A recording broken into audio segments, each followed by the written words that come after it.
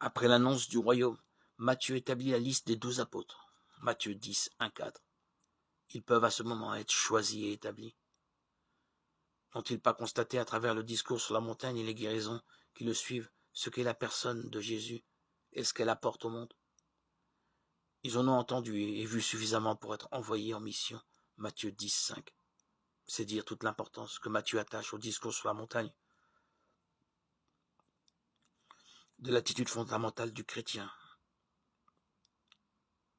Il établit ainsi au cœur de la vie chrétienne la communauté primitive, mais aussi toutes les communautés à venir.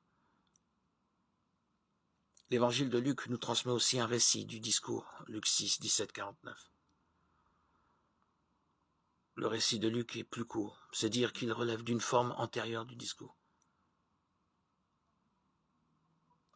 C'est une loi de la critique littéraire. L'évangile de Luc, dont la composition doit dater à peu près de la même époque que celle de l'évangile de Matthieu, utilise une tradition plus ancienne que celui-ci, en ce qui concerne le discours sur la montagne.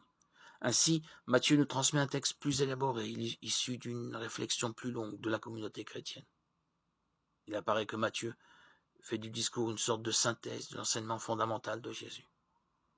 Il y regroupe une série de textes qui se trouvent ailleurs chez Luc. Ainsi, la porte étroite, Matthieu 7, 13, 14, Luc 13, 23, 24, le Notre Père, Matthieu 6, 9, 13, Luc 11, 1, 4.